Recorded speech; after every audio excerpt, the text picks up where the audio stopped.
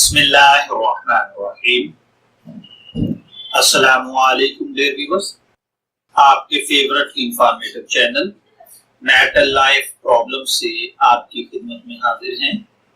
हमारा आज का सवाल है, क्या नापाक कपड़ों को अगर पाक कपड़ों के साथ वाइफ वॉशिंग मशीन में धो डाले तो क्या पाक कपड़े भी नापाक हो जाएंगे और फिर साफ पानी में एक बार निकाल कर खुश्क करने से पाक समझे जाएंगे।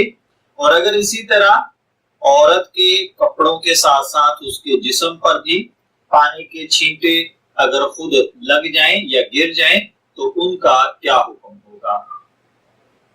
तो देखिए प्यारे भाइयों, एक ही पानी में पाक कपड़ों के साथ नापाक कपड़ों का भी डाल देना, ये तमाम पानी को नापाक कर देने के लिए काफी है। ऐसी सिचुएशन के अंदर जब नापाक कपड़ों के साथ पाक कपड़ों को धोया जा रहा है तो वो पाक कपड़े इनको तो क्या पाक करेंगे, खुद भी नापाक हो जाएंगे।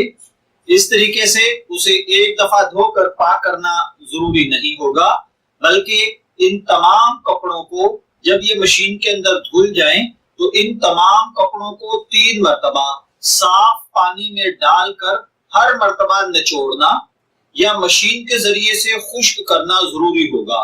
एक मरतबा से कपड़े पाक नहीं होते।